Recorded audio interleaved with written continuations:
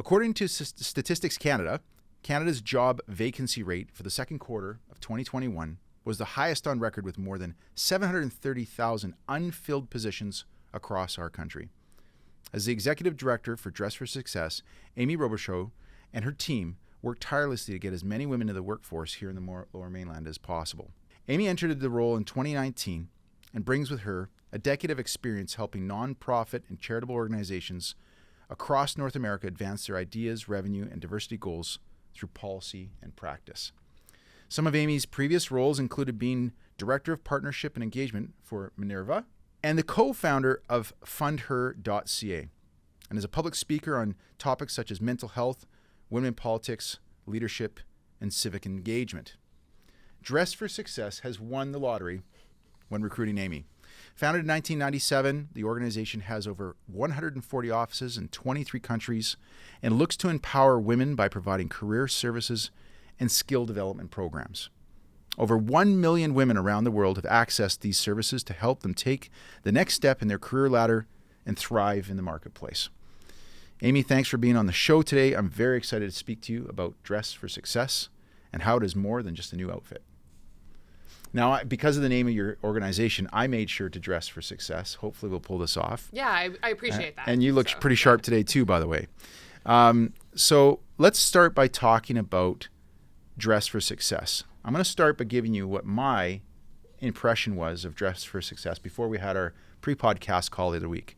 My impression was this is an organization that's there to support women, and largely was just about giving them some nice clothes to wear to make them feel more confident and prepared for job interviews.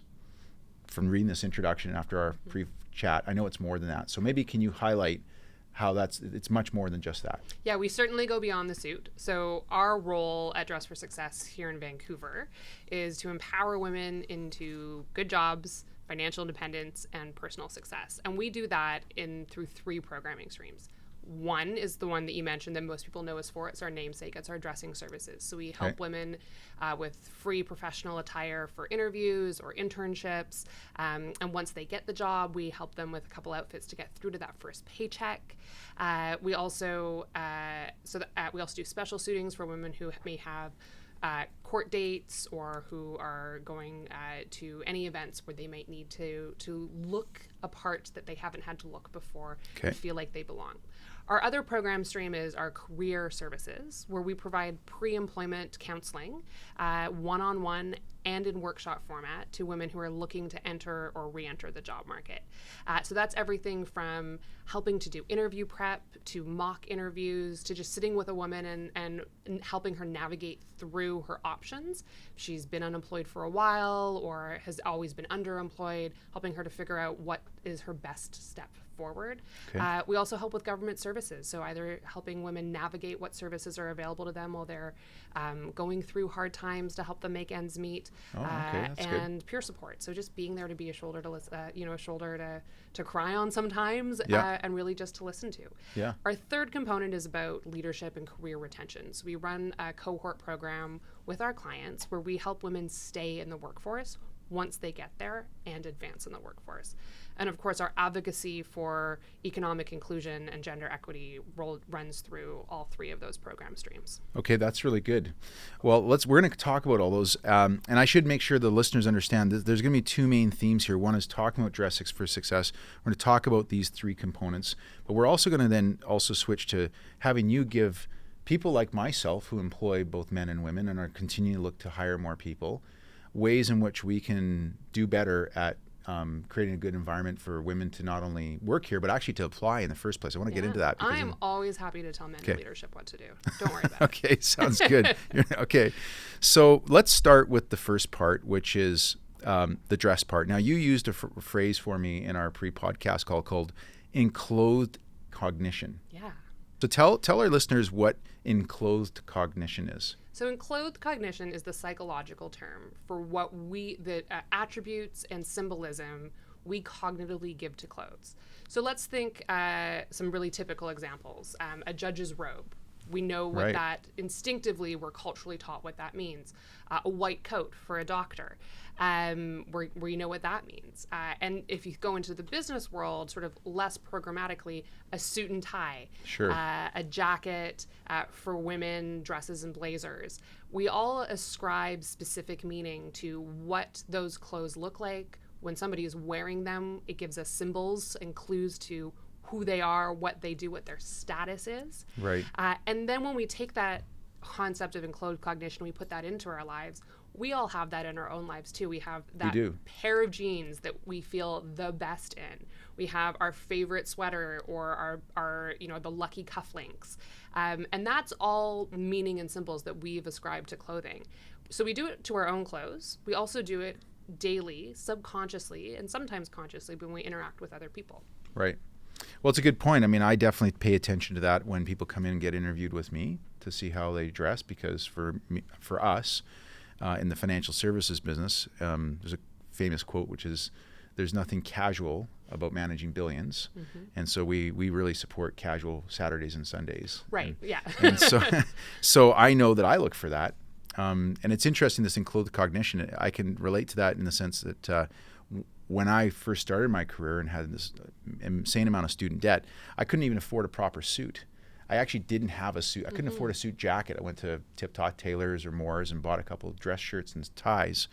And I admit that today, if I'm not wearing a blazer or a suit jacket, I feel a little bit insecure in myself. Absolutely. Yeah, even though it's like 22 years later and I should have really no reason to feel that way. But that's the role that fashion and clothing, how we clothe our bodies, plays in our lives. Yeah. It's as much about how other people will see us as it is about how we see ourselves, our own confidence, our own ability to succeed. Yeah. And for so many people who live in on the margins or who have been marginalized because of gender or race, clothing can be a really important tool, almost a piece of armor to help navigate a world that wasn't built for them. Good point.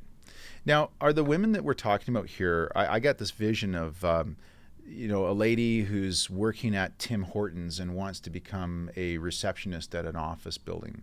Is that kind of a good perspective of the kind of customers we're talking about here? Or do you actually have non-white collar jobbed, if I can use that term, women who are looking for support, how to dress for a job that's not even in an office? Maybe it's in a lab or it's absolutely. Okay. So our clients span the gamut in terms of industries. Okay. There is a lot of sort of financial, administrative, and education and service workers, sort of service industry or customer service industry workers that our clients represent. Okay. But they also represent lab technicians and engineer techs or site managers, and they may be in hospitality.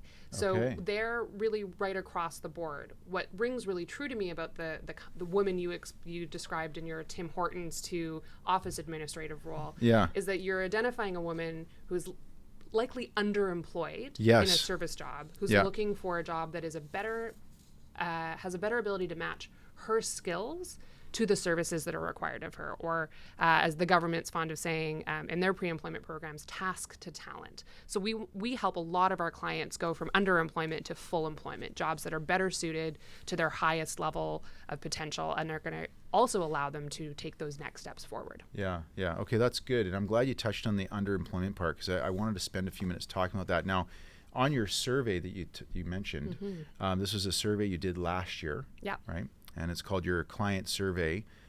So this was a survey you administered with your existing or people who had tapped into Dress for Success services in the past, right? Yeah. So the clients in this survey would have been representative of our 2019 and our 2020 clients. Okay. So you've got a fairly strong pandemic cohort in there. Yeah. So it shows that the majority of those people were geographically based in Vancouver. 40% of them were in Vancouver.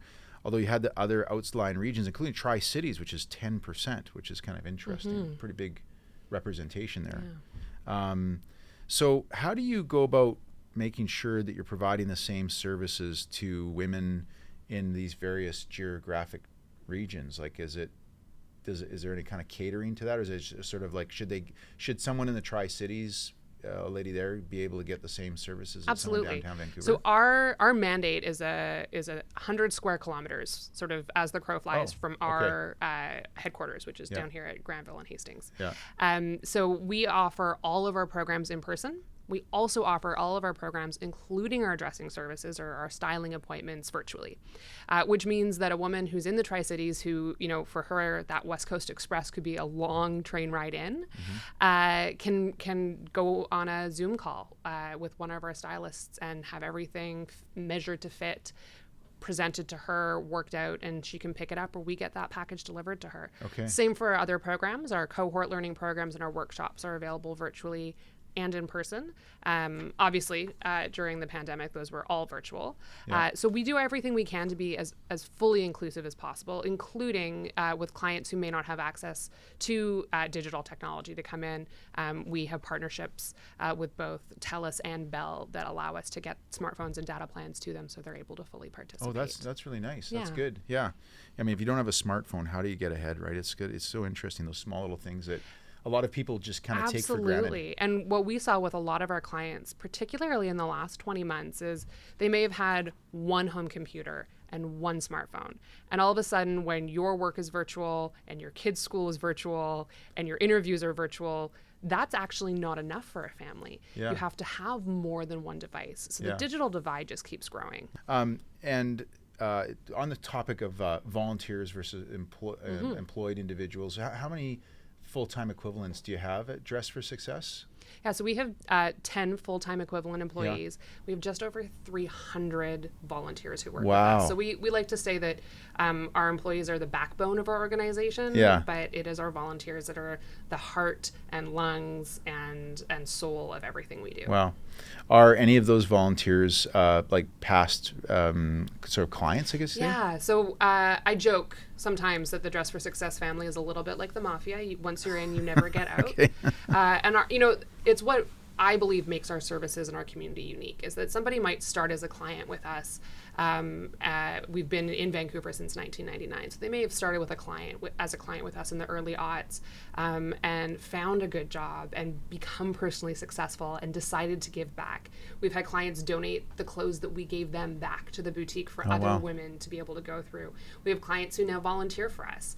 And in fact, my program director, who is one of the most phenomenal women and leaders you'll ever meet, started with us as a client. Really? And again, during the last year when the world was topsy-turvy for us, we had volunteers become clients. And my staff, we sit through some of our own workshops and come out the other side going, geez, we were a client for that 90 minutes. And it really becomes a community of women who are lifting each other, lifting as we rise. Yeah. And one of our other major values is dignity. And I think having that approach to the work we do, which is not about you're a client and you need help, I'm a volunteer or staff member and I can give you help, but actually much more about building a relationship. You're a woman looking to succeed. I'm a woman who wants to help you succeed and succeed myself. Yeah. Let's partner up. Let's build a network. Let's build a community and have each other's backs. Wow, that's really neat. What a great program. I want to reference, before we get into the second theme here, which is for you to give employers like myself some ideas and tips and suggestions on how to not only keep women engaged and feel good about being at their job, but actually how to get some of them to apply. I want to talk about that because that's a challenge we feel to face. I do want to highlight some of the things I noticed with this. So with your survey results. So one of the questions was, which of the following best describes your employment status when you first contacted DFS, Dress for Success in Vancouver? And nearly half were not employed. Now I'm going to carry that on to one of the other previous questions that you had, which is, which of the following best describes your employment status now? And nearly half say, I'm employed full-time. So what's interesting is that you've got your sort of intake of people are largely people coming to you unemployed. But when you did the survey, of course, these are people, so they've at least 50% of them have got a full-time position. But let's talk about the underemployed, because that I don't think that 50% of full-time employment necessarily speaks to the. And did you have an underemployment? We don't question? I don't think we have the underemployed question in there. That's an addition that is definitely going into our survey and our statistics for this year. Yeah.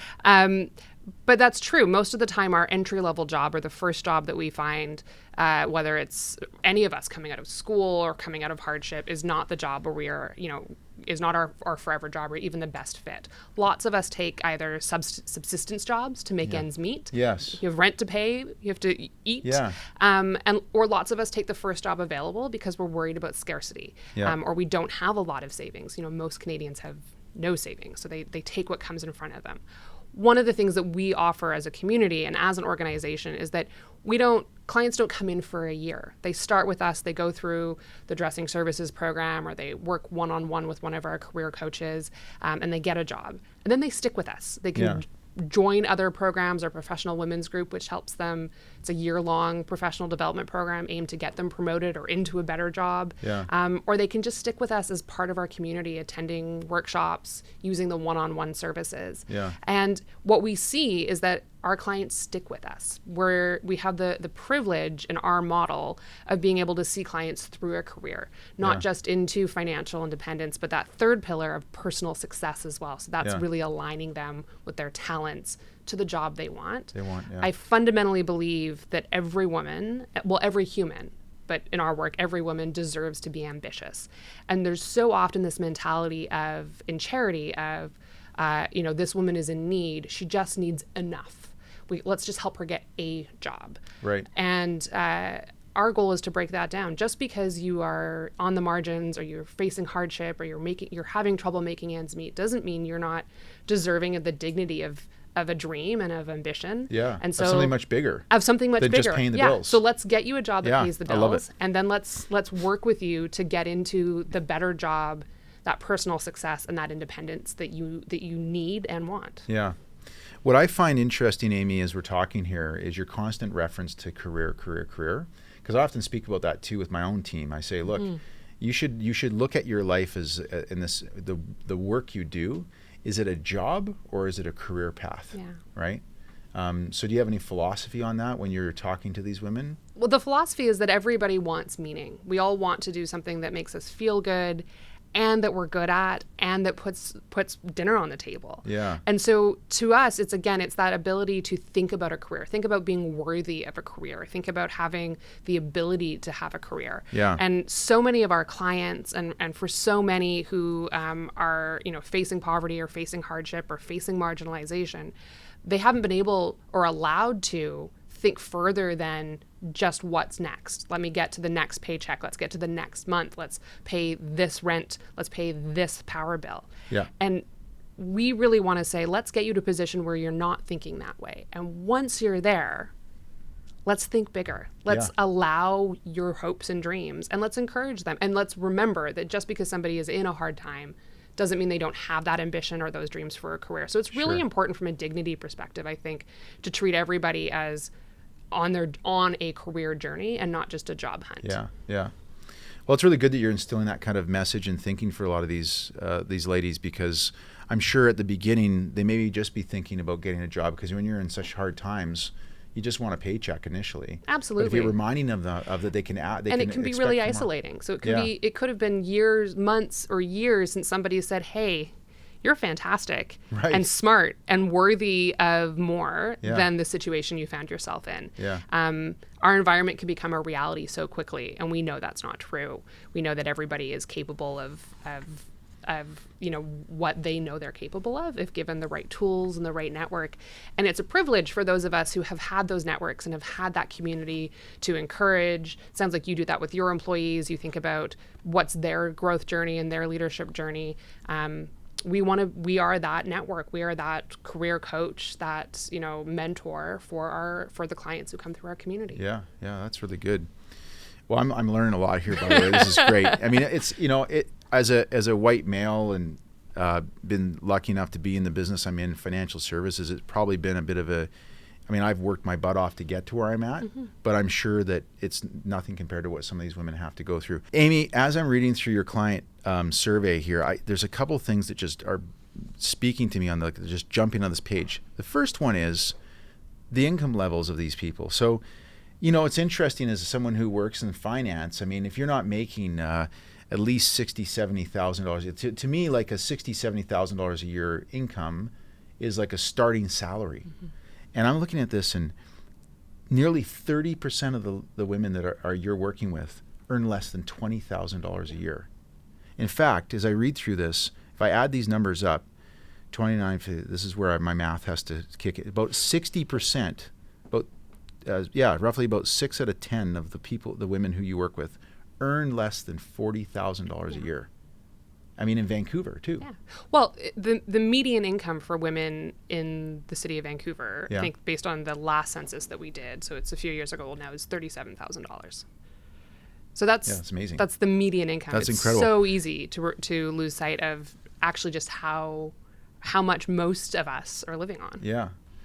Now I'm going to make it sound even worse, because it is worse, because it's not only that 60% of the women that you work with earn less than $40,000 a year, of which 30% of all the women make less than 20, but 50% of the women are the primary income earners.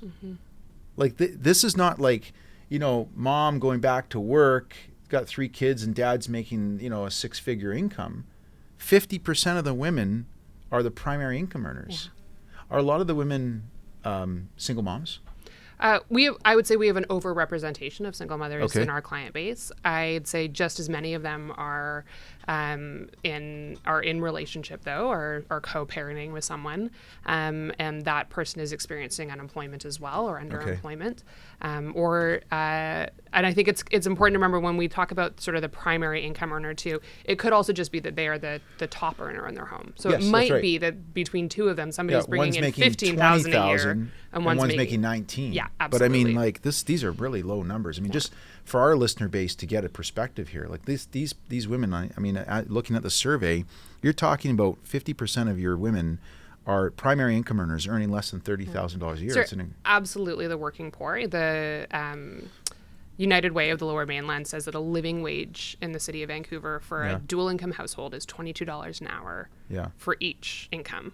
So if you're a single mom and you're not making $44 an hour, for your family, you are not making what is considered a living wage. That is enough to pay both your rent and your mobility, your transport needs, and your nourishment needs without having to sacrifice something. Give something up. Yeah.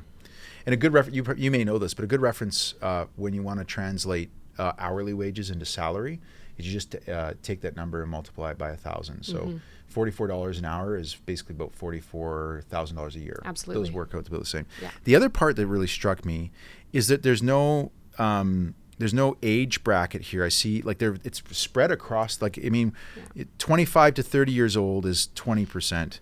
30 to 40 years old is 30%. 40 to 50 years old is 20%. And over 50 is 17%. So this is affecting women regardless of their age status, really. Absolutely. It's across the board. How do you read that? What does that tell you?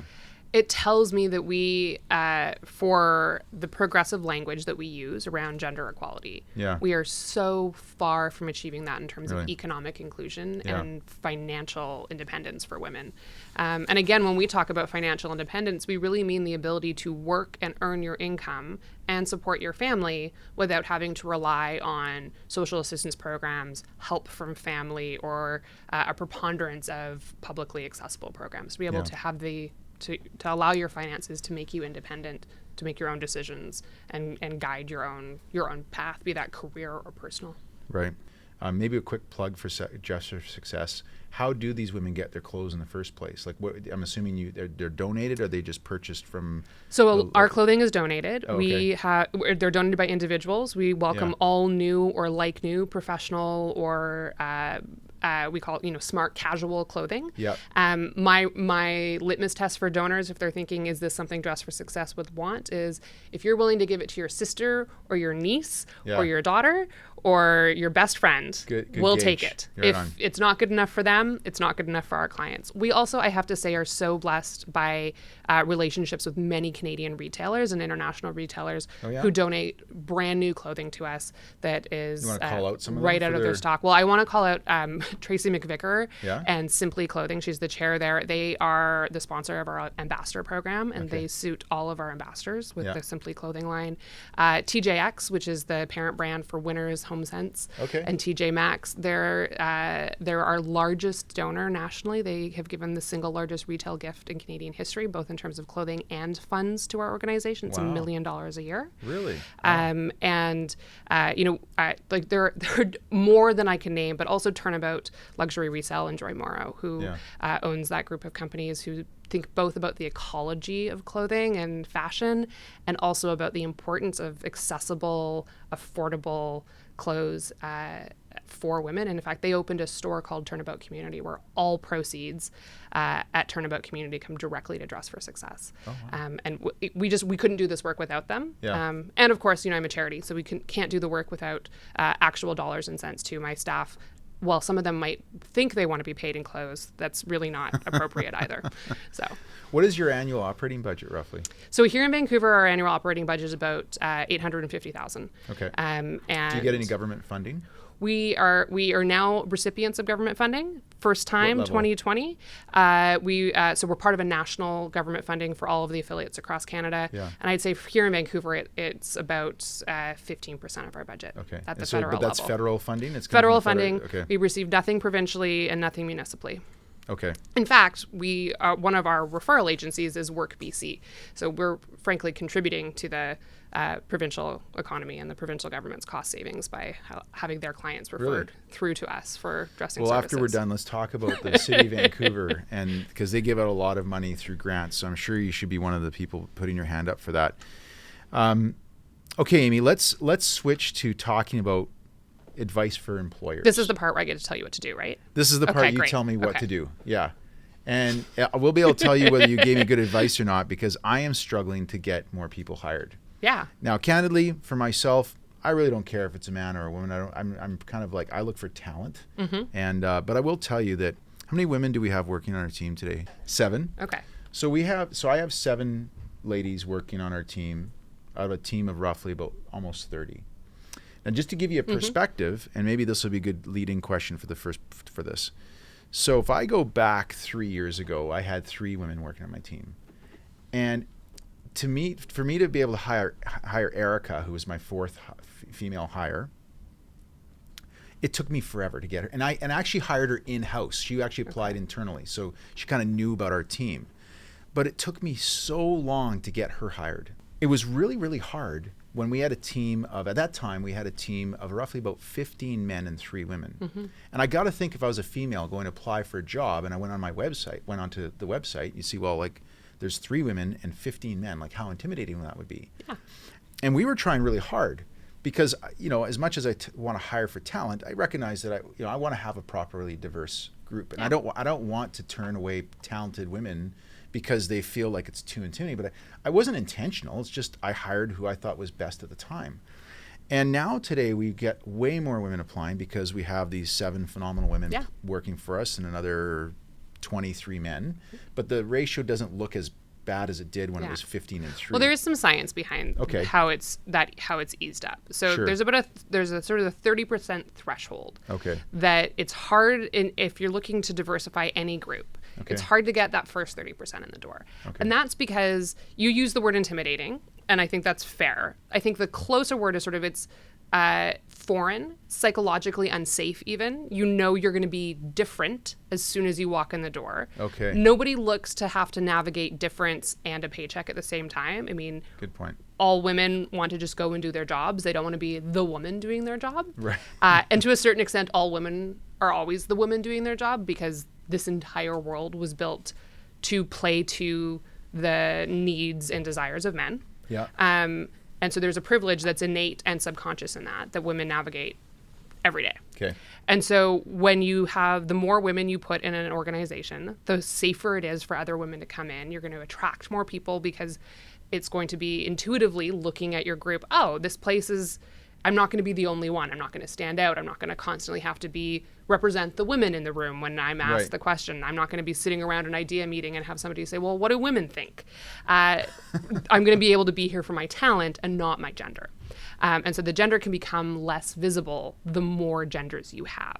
So that 30% threshold is really where cognitively for us, we start to, if we see 30% of a group, we start to just see plurality and see part of a group. Okay. So it does get easier.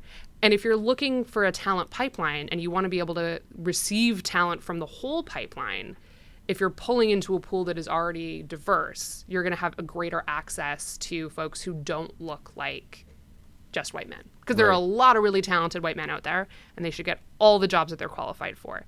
And other people who are not white men, so women of color, men of color, somebody who's, anybody who is non-binary, they're going to apply and choose to work for places where they're not going to have to be trailblazers, frankly. Right. Because again, that's a huge psychological and social additional job role that you put on anybody who's coming into a space. So getting those first in the door is important, and then it gets easier. Okay, well, that's helpful, and that's interesting to know that statistic, and it kind of makes sense because that's exactly our situation today. We get way more women applying now. So what advice would you have? Because I look at the financial services industry, and I know our corporation here as a whole is looking to actually bring in more women and have a more diverse workforce. But how do you get those people? That was the biggest problem to me. Is I couldn't even, I literally would bring the 3 ladies in and I'd say, ladies, we've got no women applying for this job. Like none, 0. How do I get them to apply? How does an employer who's largely been dominated in the male dominated industry break this down? Because it's like, we want to, we want them to apply, but at the same time, I'm not going to, I know, at least myself, I will not hire a woman just for the sake of the fact she's a woman. She still has to meet the qualifications and requirements we're looking for. I think that's a false narrative, though, that anybody is expecting organizations to lower their standards of employment to bring diversity into the room. Right. Okay. I think that if there are places where I would ask an organization to work harder, it's at the recruitment stage. Yeah. So here are some easy things you can do. Okay. Hire a recruiting firm that is itself led by the kind of individuals that you want to recruit for, because all of us recruit from our networks. So if your recruiting firm looks a lot like your organization does, and you're trying to recruit people who don't look like any of you, you're probably still going to struggle. So go to an organization that is run by a woman of color. Go to a recruiter who can do that, who's going to pull from their network, because it's going to be fundamentally different from your network. Yeah. So I say, start at a different place, hire the right recruiting firm. And if anything, that's just going to double your network anyway, because what's the point of paying somebody to recruit from your same pool of network anyway? If you've already have that, find somebody who can hire somewhere else. A couple other things. We all suffer from implicit bias or unconscious bias. Every last one of it. It's why enclosed cognition works, because we read into implicitly when somebody's dressed well that they're more competent. We feel more confident in them. Same thing happens with gender and with bias. We like attracts like. We're more comfortable in rooms where everybody looks like us and talks like us and has the same background as us, because we feel like there's an implicit understanding. So let's get that implicit bias out of recruiting.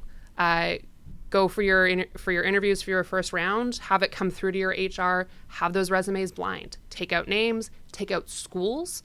It shouldn't really matter if somebody graduated from Queen's or community college, if they got the same degree and they had the same set of career afterwards to hit that qualification pool. Let's pull alma maters out of it. And let's pull names out of it, not just gendered names, but also racialized names. So I think that can be hugely important. Get through your first round on that. Yeah. I'm not saying do that until the very end, because you also want to hire for fit. You've got to sit down and meet with someone and see if culturally they're going to be, you're going to like them and want to work with them. So still do those pieces. What I would say you can do, and it's a practice that I have made on the opposite side, is I promise myself and my hiring process that in the final round of any hiring interview, and I've told recruiters this who've worked with me, I have one man who works for me. So I'm in the opposite, but I say in my final round, I want to be interviewing at least one man. So find me somebody who meets all of my qualifications and bring them to me as a finalist. And sorry, why is that? Because I think it's important that I'm not just defaulting to a woman would be best at this job. Right. that I'm including somebody. And so again, if my recruiter's not doing their job and can't recruit that diversity, you're suggesting that a suggestion would be that I tell my team. My suggestion would be don't put a quota on who you hire, but you can put a quota on who you're interviewing. I want to interview at least. I see. I want to see at least one woman in the final round for this job. Right. We're not going to close this process until we find her. Right.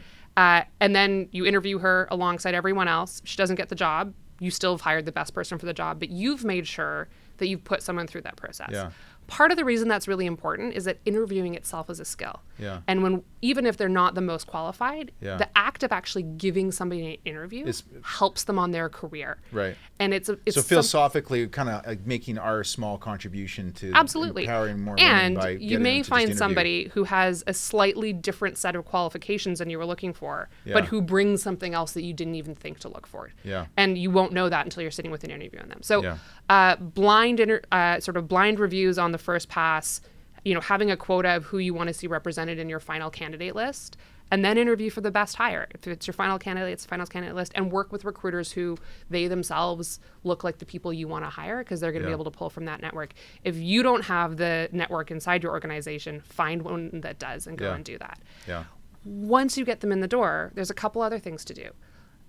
And it's probably before that, but look at your benefits packages. Okay, we're going to jump to that in a sec. Okay. Because that's the second part of what I want to talk about, which is the retention part. Great. Let me just ask you a couple more parts about the recruiting part, because that's... Please. So what do you do... I'm all about getting women jobs. Okay, let's keep going. Perfect. So what do you do, though, when you can't even get women to apply? Like I guess that's your suggestion of... That's the recruiter's recommendation. But I've had this situation many times where we put a job posting and we don't even have one woman apply. Right. So I'd say look at your job postings and look at how you frame your criteria. So again, studies tell us that men will apply to a job that they are 60 to 70% qualified for, and they'll think they can talk their way through the rest of it. Because frankly, most of us can. Right.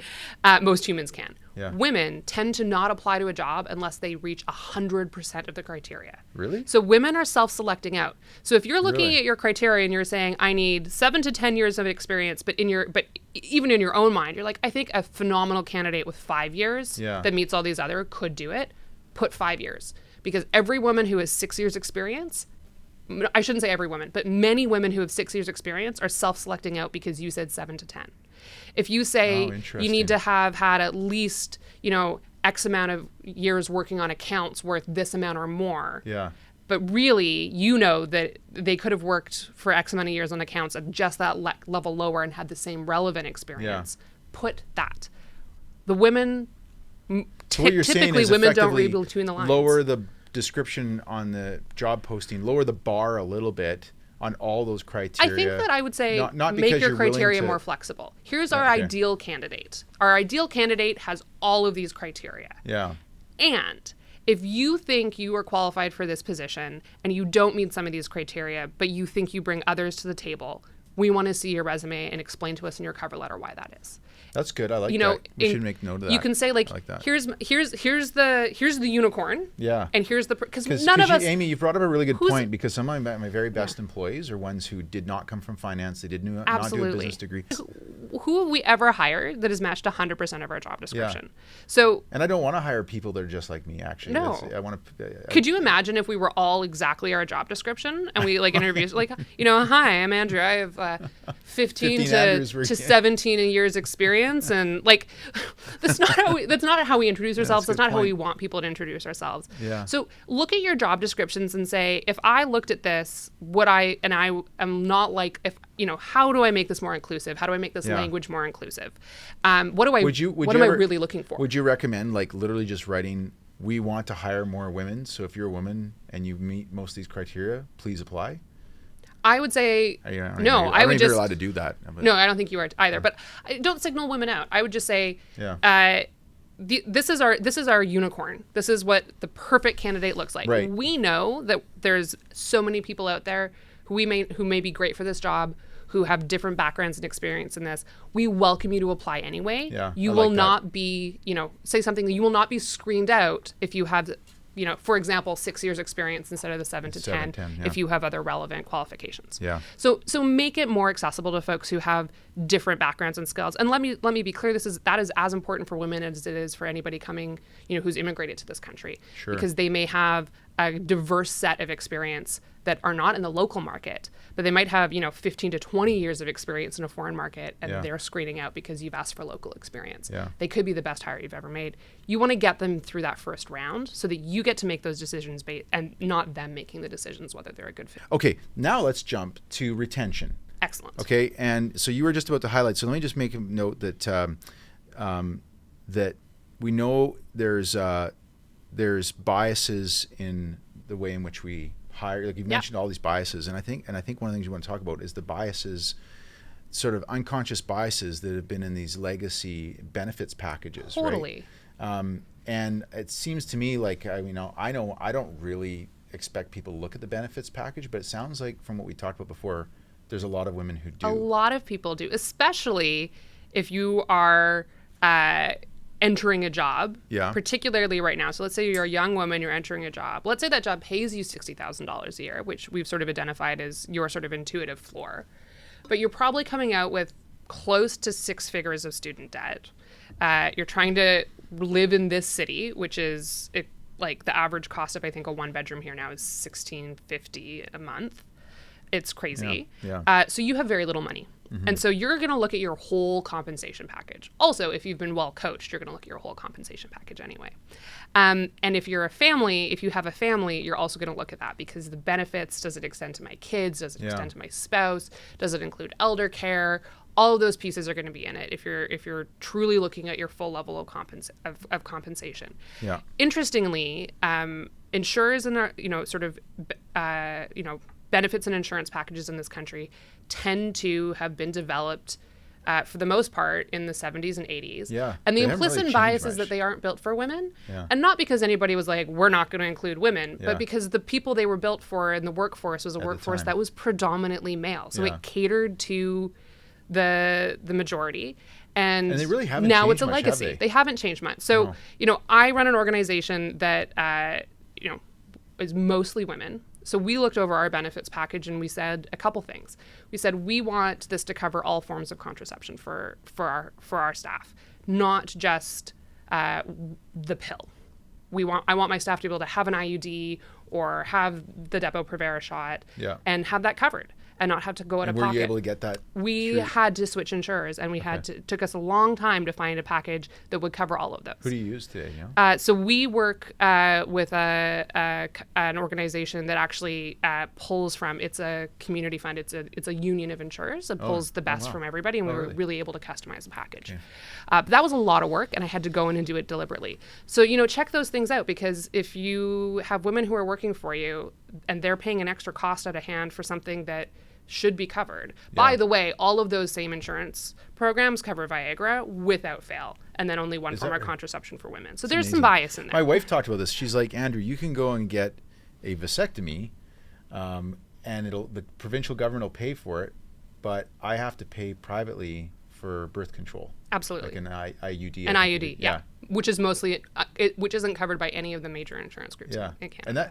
And that has nothing to do with even both of which, by the way, are outpatient procedures. Like there should be no reason on it. Yeah. Health. I mean, it's unbelievable. So there's an equity piece about miscarriages. I thought that was a neat one. That's also really important. One in 3 women who undergo pregnancy will miscarry. Which means that if you have more than 3 women working for you, statistically, at some point in your company, you've had women who have miscarried while working for you. We don't have miscarriage coverage provincially through our healthcare system. And so it was really important to me, again, just knowing the demographics of my workforce, and I think it should be really important to any employer to provide for an insurance package to provide for paid leave for either parent in the event of failed pregnancy. Or a terminated pregnancy. There is time that will be better suited to everybody if our staff are able to process trauma and grieve without having to be at work every day. And that's just a better thing for us as employers too. Our staff are more productive when they're less worried about their family and their own health. So do your insurance packages and your benefits packages provide what your staff really need. And if you want more women, let's tailor a package that is going to include their needs in that package. So those are a couple pieces. Okay. Flexible care days. So it's not just are you sick, but also you can use this sick day to look after your child or your aging father. Right. You know, in those Good pieces. point. I think that's really important as well, because women tend to still, even when they're working full time, bear the burden, an additional burden of childcare and family care at home. Yeah. But who knows? Maybe your company already has all these things, and that's great. But it doesn't hurt to ask. It doesn't hurt to sit down and brainstorm. But we don't. So I'm going to go. So do you provide advice or coaching for employers like myself, white men who are looking to be that diversity employer, you know, want to help women be successful, but need some help other than coming on podcasts and giving us advice? We don't at Dress for Success Vancouver, but Minerva BC does. Minerva BC. And there's another organization locally called Equity Leaders, which is part of a group called Next Gen Men, which is really about working through toxic masculinity and creating inclusive cultures that start with men. So if you have an all-male executive team, Jake Sticka, who runs that organization, is the consultant you want. Okay. You know, I will also do it. I'll accept a generous donation to Dress for Success. But I think, come on in. Genuinely, our community has phenomenal organizations like those two I've mentioned and others who do a great job at this work and are really good at it. Okay, good. Well, that's good.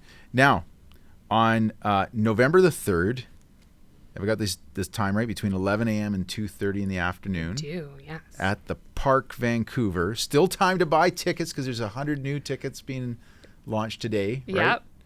Yep. Is what is called the Success Luncheon with yourself. With myself. Yeah. Tell us about what this is. So the Success Luncheon is the signature event fundraiser for Dress for Success Vancouver. We're in our 9th year, and this luncheon, I guarantee you, will be the most fun and uplifting afternoon you have had in a very long time, and that's not just because we've all been locked down in our sweatpants for a year and a half, but maybe a little. Listen, tickets are $200 a seat. Yeah. You can come and join us at the Park Marriott in person, or you can have a virtual experience where we'll bring lunch to you and you can stream in if you're still wanting to be in your sweatpants on your couch. And we've got a great lineup of speakers. Angela Sterrett from the CBC is our host. We have Eileen Park Robertson, who's going to share her story of advocating against anti-Asian racism, which she experienced in her own life really vividly before she moved to Vancouver. We've got our Inspiration Award winner, which is one of our clients that we feature, who has been an inspiration to all of us. You bring Kleenex. Her story is amazing. And we've got all sorts of fun things. Holt Renfrew is our hospitality sponsor, so everybody will walk away with something in their signature fuchsia, I promise. And you have a retail shop or something? And we have a retail village. So luxury resellers will be there, get a head start on your Christmas shopping. 15% of all those proceeds come back to us. And 2 raffles this year. One for 2 tickets anywhere WestJet flies. I hear the border's opening in a couple weeks, so that's really exciting to both Canada and Mexico. WestJet goes there. And David Yurman is joining us as our treasures. We've got trinkets and treasures. So every ticket will get you a trinket from Stella and Dot, and ability to pull out a treasure maybe from David Yurman, which is my wife's favorite. It's my favorite jeweler too. It's a great Christmas present, or just anytime gift really. And lots of stocking stuffers involved in that. So come on and join us. The program itself is noon till 1:30. So if you're running really tight and you want to bring clients, you can just be there for the luncheon. Otherwise, we've got cocktails and retail opportunities before starting at 11 and afterwards going to 2:30. And November 3rd is what day is it? It's a Wednesday. It's a Wednesday. Yeah, so Wild Wednesday, middle of the week when you're losing focus anyway. Come have lunch with us at the park. Amy Robichaud, you're the Executive Director for Dress for Success. Fantastic speaker, by the way. I really enjoyed having you on the show. I've learned a lot. Thank you for coming on today, and best of luck with your organization in the coming years, as well as folks, remember to buy those tickets for November 3rd for the luncheon event. Thanks for being on the show. My pleasure. I'm here to help. Okay. Thanks, Amy.